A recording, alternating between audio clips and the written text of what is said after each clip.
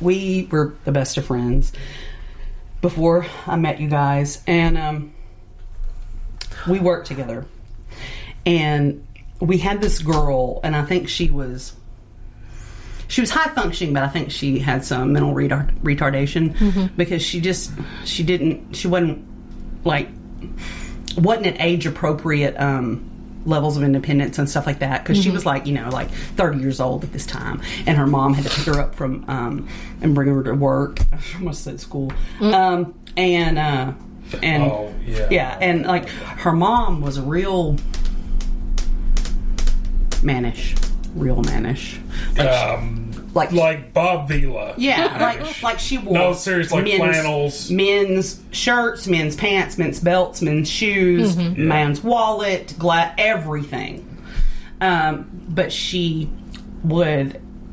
I think she had a crush on Destiny or something. Yeah, I think so. Because it got so Her bad. mom? Yeah. Oh my god. Because it got so. When she would come, and we got off work at 4:30 or something. But she'd come an hour early and come hang out in the building before it was time to pick the daughter up. That was really strange. And so that part of our day, we'd be coming in from doing all of our sales calls and making all our deliveries. And, you're trying to go to the bathroom and, you just, because you've been out running all day. She figured out that when Destiny and I would come in the door, we'd usually go to the bathroom pretty shortly after. And it was a multiple stall ladies' room. But it had been remodeled, and some of the gaps were kind of wide. Well, normally that's not a problem if there's not someone standing out there creeping in on you. If you're just doing your business, not trying to see somebody, you don't see somebody. But we started noticing every day when we went in there, she would follow us, and she would stand so here's the crack. She'd stand in front of the stall in front of Destiny. Oh my god. And make uncomfortable eye contact. Yeah. And when Destiny would look up, and she'd smile, wink. Oh, Jesus. Yeah, and I the fuck? Yeah, and this went on, and finally it got so bad. Excuse me, ma'am, could you put your dick away? The ladies' room. We're trying to pee up in here. And so Destiny would not go to the bathroom without, she'd be like, she might try to get handsy with me one day. And one day, Destiny was making copies. She came up, how and I'm sure you do it to Amber. Ross does it to me if I'm at the dishes working. Oh, I remember that. That was weird. Come up and put your hands on their hips and kind of lean in and say something over their shoulder, Oh, no, that is... Yes. She did that to her. No. Destiny, I think I've just been assaulted. Right then I'd have been like, you need to go. You'd have to know Destiny. She is so, high-strung and melodramatic. But she was like, I think I've been assaulted. I think we need to do something here. And I was like, what happened? And she was like, she put her hands on my hip. She put her hands on my hip, and she leaned in and whispered in my ear. I was like, oh, God, you've been assaulted. I'm sorry, but she just made you hers. You know what I mean? Because, think about it. When your wife's at the... that's how you come up and you playfully... And it's a very intimate body, it's not just something you do to anybody. Right.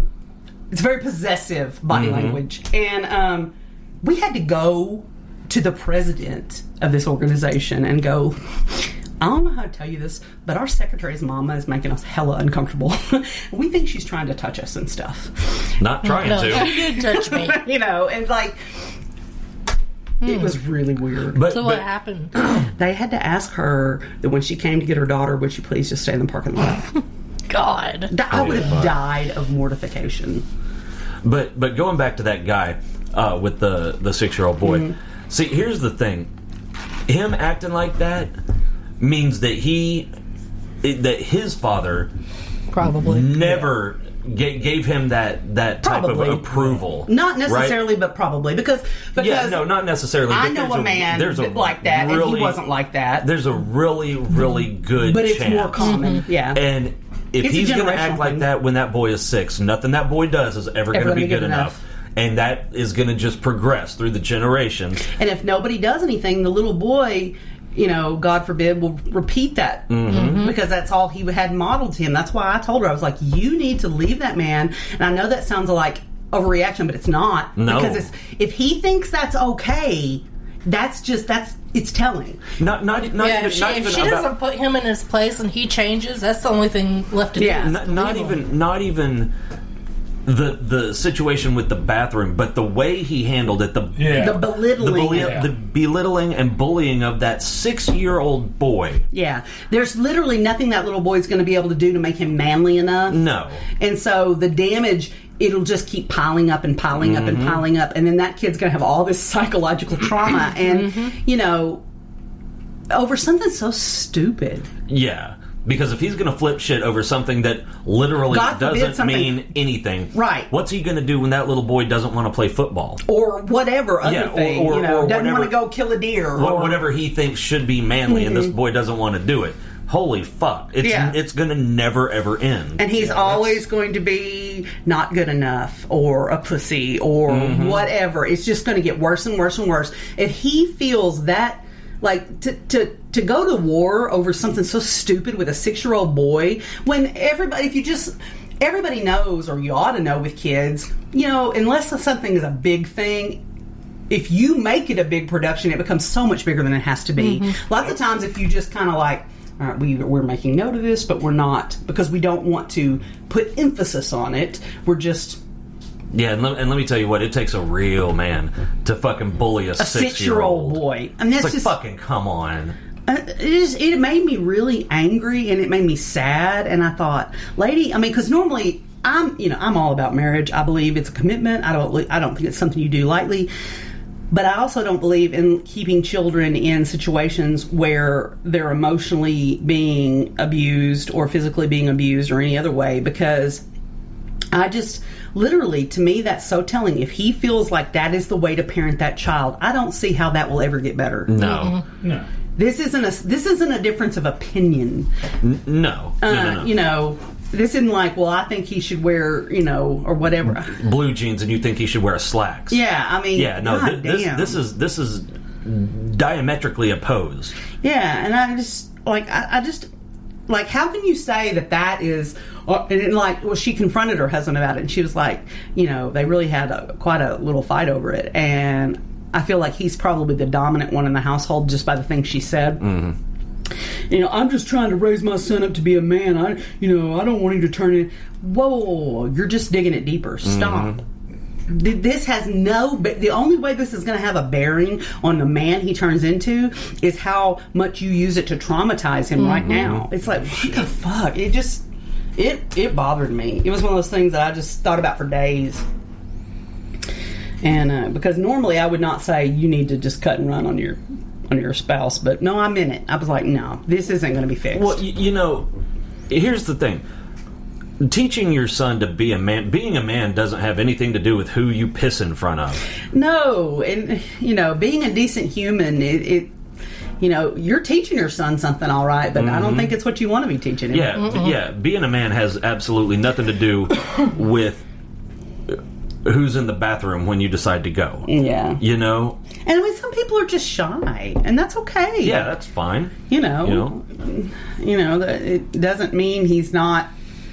It made me really sad for the little boy. Yeah, I was real shy when I was little. Even my uncles, whenever they'd come over, I'd hide behind Grandma. Okay, I'd hide behind the wall. To be fair, they are abnormally large people. I know that, right? But I grew. I mean, Grandma, fucking Hank is 6'6", probably 350 pounds. These are not small. These are giants. Yeah. But Grandma never said, "This is your family. You need to, don't hide." I grew out of it. Yeah, because if she had nobody fucking forced it either. If she'd made a big deal about it, you'd have been more uncomfortable. Yeah. Now I have to stand in. Yeah. To me, when you're raising kids, usually when you have an issue is when you make a big deal out of something that's I mean, when they do something obviously wrong or disrespectful, you gotta, but stuff like this, the more you say, the worse you make it. Just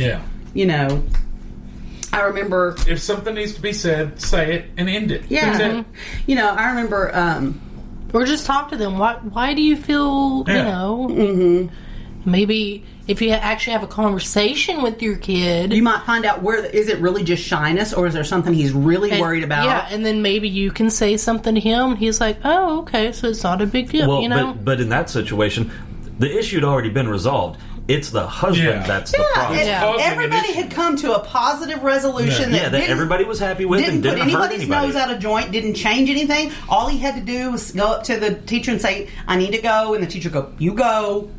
Yeah, and everybody's happy with that, except Dad. Because the dickhead. Touches his fragile psyche or some shit. I don't know. Well, that'd piss him off. If she said something about him being fragile. Oh, yeah. And that's why I couldn't be married to a man like that, because I fucking would. Because real men don't get pissed about shit like that.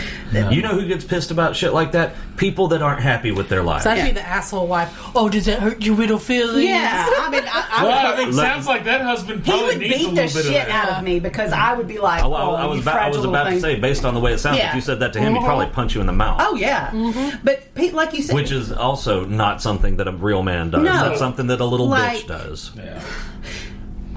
The people that are like that, the reason they're like that is because they secretly think they're not man enough. It has nothing to do with the little boy. You know, that's something I've noticed too, and I may be wrong, and it doesn't necessarily mean this for everybody or every situation, but it's kind of like that old adage, I think he doth protest too much. Usually the ones that are making the most noise, there's a reason why they're doing that. Well, and it's like, and I little man syndrome is a thing. I don't know if this is a big guy or a little guy, but he might. It doesn't have to be big physically. It can be in your mind too. You know what I mean?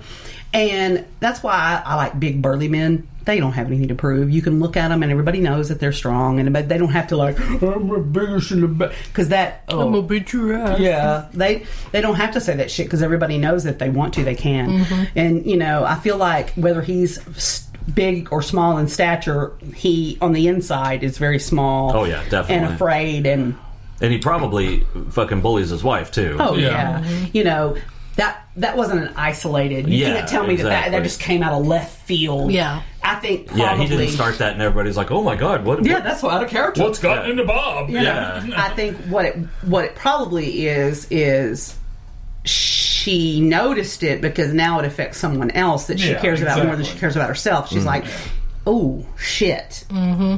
This isn't okay, because, I just hope that she can safely... What's wrong? You're just having all kinds of problems. Those little plastic tags. They're just sitting there just poking the shit out of me. I was like, what the heck? God damn it, Brandy. Yeah, it's probably your fault. I thought you were getting ready to Why didn't you remove those, Brandy? I don't know. I thought you were getting ready to peel a piece of skin off or something. I'm like, this is not the place to shed. Will you stop? I'll get it. Oh God, they're poking the shit out of me. It hurts. Got a pair of scissors if you need them. Like they put the tags on. Apparently, they were afraid that tag was coming off. There's like 3 of them. You're all right. Woo, Lord. Damn it, Brandy. I hate that when you get something that's got a tag here and a tag here and then a sticker tag here. Yeah. Oh my God, Alexis used to get these fucking toys, and they were so goddamn worried about somebody stealing these fucking things that they put like 800 of these little things on a Barbie doll. The screw-in part, the twisty tie. You're like, God Christ. damn, it's like Fort Knox up in here. Yeah, it's like this is taped, and this it's like I'll open the plastic and here you can do the rest. Yeah. Oh fuck. God, I hated taking toys out of packages. Okay, so here's a crime thing that I have. Okay. This is disturbing. A Davidson County deputy reportedly made the grisly discovery on October 21st while serving an eviction notice at LaRonda Jolly's home in Nashville. WKRN obtained a 911 call in which the deputy told a dispatcher that Jolly's body was located on a bed underneath a pile of clothes. Jolly, 56, lived with her 4 adult children who were reportedly all intellectually or developmentally disabled. One of the children said they believed Jolly died 2 years earlier. Oh, God. Jesus. Ew. One of the children, said believed that she died 2 years earlier. However, Jolly's brother revealed to WKRN that he believed his sister died before 2018. There was nothing left but bones. It was just a skeleton, he said. Okay, wait a minute. Ugh. Was she the only adult in this household? The only, it sounds like intellectually sound adult. Yeah. It makes me wonder, like, who's been paying the bill? Yeah, I mean, exactly. That's what I'm she thinking. was being how evicted, do people but not notice who was grocery this? shopping? Yeah, like, and- Who is doing the day-to-day tasks of keeping Yeah. up a household? I mean, shit, you'd run out of toilet paper and... Yeah, Yeah. no shit. I mean, There was nothing left but bones. It was just a skeleton, he said. I called my niece and I asked how long